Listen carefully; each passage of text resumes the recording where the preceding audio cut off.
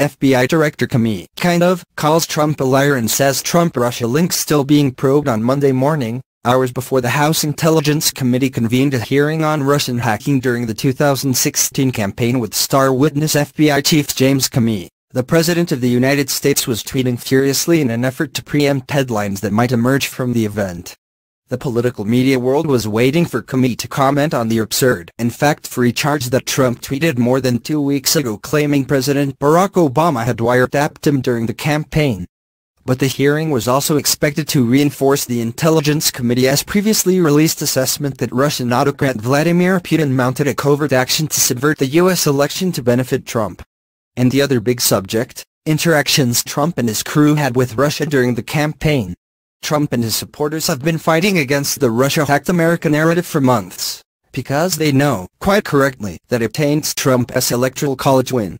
So at the crack of dawn, Trump was trying to dismiss this topic. He tweeted that former Director of National Intelligence James Clapper had said there was no evidence POTUS colluded with Russia.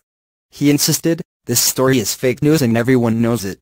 He claimed the Democrats made up and pushed the Russian story as an excuse for running a terrible campaign.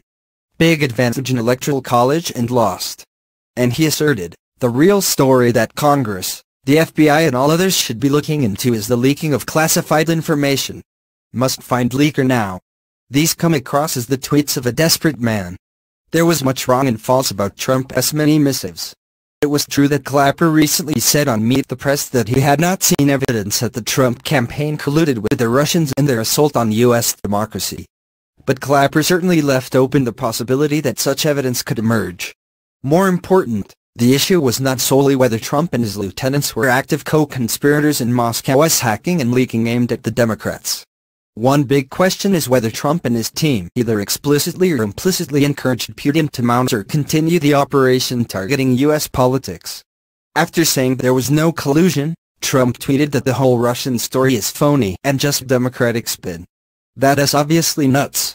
Having cited Clapper on the collusion matter, Trump ignored him and the entire U.S. intelligence community on the big picture, because Clapper's office and the U.S. intelligence agencies released reports last year concluding Russia had hacked Democrats and leaked their emails to help Trump win. Still, Trump calls this fake news. That would mean he does not accept the assessment. Here we have the President of the United States proclaiming the full intelligence community cannot be believed or trusted. He is characterizing a reality that is politically inconvenient for him as nothing but a made-up story concocted by his political enemies. This is dangerous. Trump's tweets were blown out of the water at the start of the hearing. Mike Rogers, the head of the National Security Agency, said the intelligence community still stands behind its conclusion that Moscow pulled off the hacks and the leaks in part to assist Trump. In other words, this stuff is real. Then Comey dropped a bombshell. He confirmed that the FBI was investigating the Russian hacking and contacts between Trump associates in Russia, noting that his agents were examining whether there had been any coordination between the Trump camp and Russians. Comey said this probe has been going on since July. The FBI chief also declared repeatedly that the FBI and the Justice Department have no information that supports Trump's tweets claiming Obama wiretapped Trump. In a sense, the FBI director and the NSA head were each calling Trump a liar. Back to the Russian hack, by the president's standard, the FBI chief is investigating fake news. So shouldn't Trump fire Comey or, at least, order him to cease and desist? Trump's position has no logical consistency. In his tweets, he tried to divert attention to leaks, which were about interactions between his folks and Russians. But if the leaks are not true, then there's no reason for an investigation of the leaks.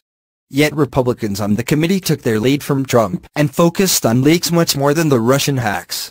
During his opening round of questioning at the hearing, Representative Devin Nunes, the chairman of the committee, gave a chunk of his time to another Republican to grill Rogers about the damage caused by leaks.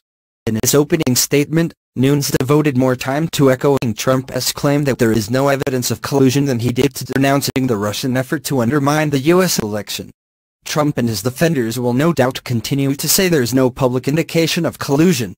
But collusion is hardly the only question at hand. According to multiple media reports, Trump associates interacted with Russians during the campaign. What were they talking about? For instance, the Russian ambassador to the United States has said he was in contact with RET. General Michael Flynn before the election, at a time when Flynn was Trump's top national security advisor. From mid-June onward, there were reports, and then the intelligence community in October publicly declared that the Russians were